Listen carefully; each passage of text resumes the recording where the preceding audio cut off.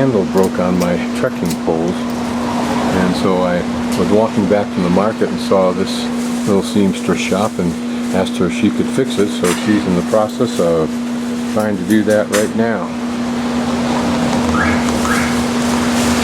It's a delicate and small little job.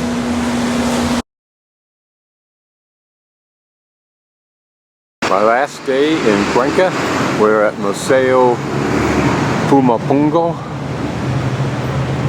This is the major museum, also has a mystic museum either in it or near it, and I believe at the back of it are actual ruins, so it should open up at 8 o'clock. Ha ha ha. Pumapango means door of the Puma in Quichan. Q-U-I-C-H-U-A-N, an earlier culture, not the Quechua, but the Quechuan. I've seen reference to bonsai in my travel in Ecuador, but never really saw anything. And here in the museum is quite an extensive little miniature display, if you will. I'll call it miniature because there are big ones. These are actually probably more like moderate-sized ones. Here we get to more miniatures. It's a wonderful art form, really.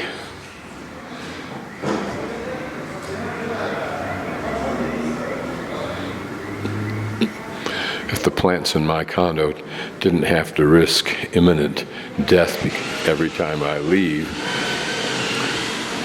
I might seriously have considered having one of these.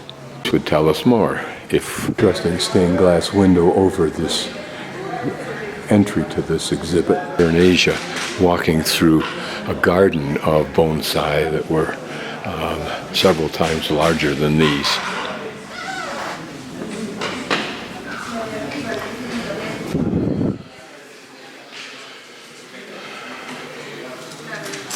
Curious, this was the last kind of an exhibit I thought I would be seeing this morning,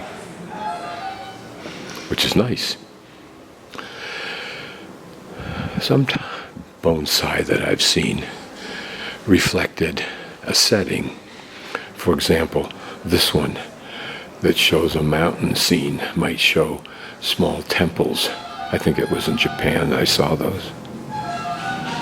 So you actually sense that you were participating in a real world. This looks curiously Spartan, doesn't it?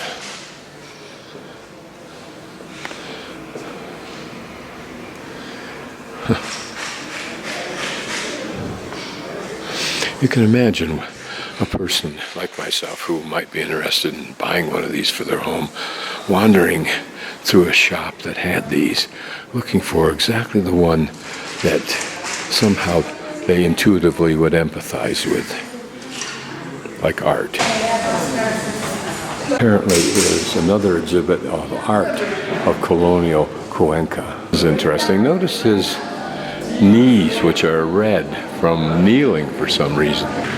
Doesn't do a lot for me because I think you have to develop a knowledge in it to be sensitive to what it is, other than to wander through looking for what, for some unknown but intuitive reason, turns you on.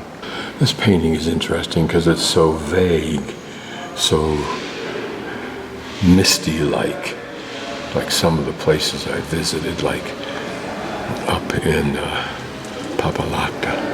Of course, if you knew art, you could appreciate how this alludes to European art of the time. Sometimes cuteness seems too obvious. Here we see the Spanish desecration of the locals, the Aborigine. Done in their time, they speak to the culture, its details of dress. Painting almost cartoonish in character. Certainly represents the military aggressive power of the Spanish, I guess. This is interesting because is it a mountain scene with the wispy clouds and rocks that typify these high mountain regions? Or is it the ocean and that's waves and spray? Good or bad? Legitimate question. As with paintings, they portray what the artist chose to portray, either dictated by the subject perhaps a poster for a art showing, 1893 to 1940, entitled La Imitation de lo Extraño, an imitation of the extraordinary, or the strange. Interesting because it's all in this dark color. Elegant, wispy excitement of the goddesses. We'll sweep through this section.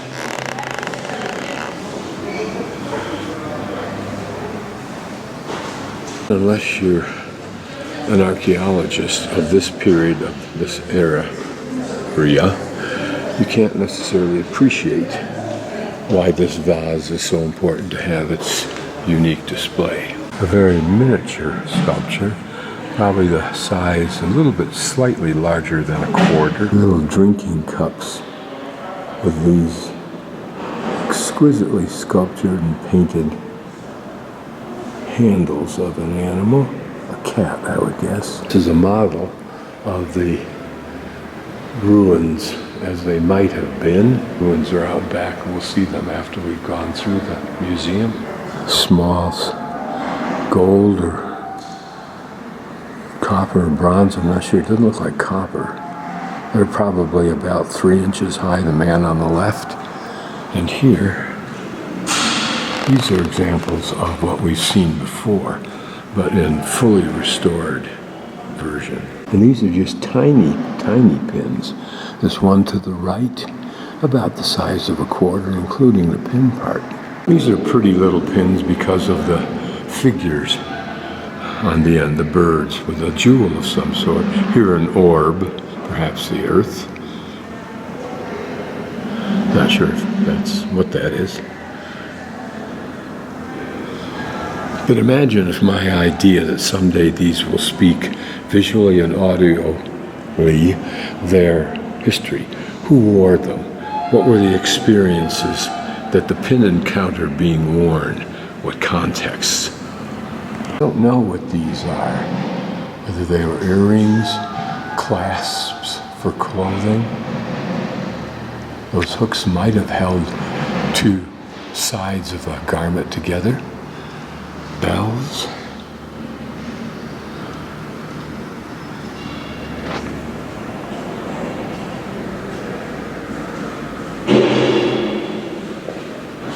The importance of these is to realize that simple things like this might have been as ubiquitous as a zipper or a button is to us today. Absolute paucity of information here for English-speaking peoples.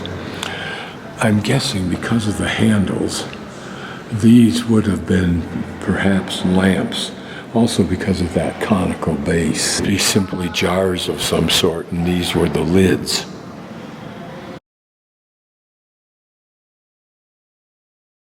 We entered just in the upper 1/3 from the left,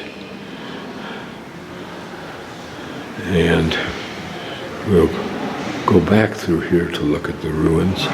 And I'm guessing this may be the botanical gardens that the gentleman I met from New York was interested in. I'm guessing these are notebooks of archaeologists.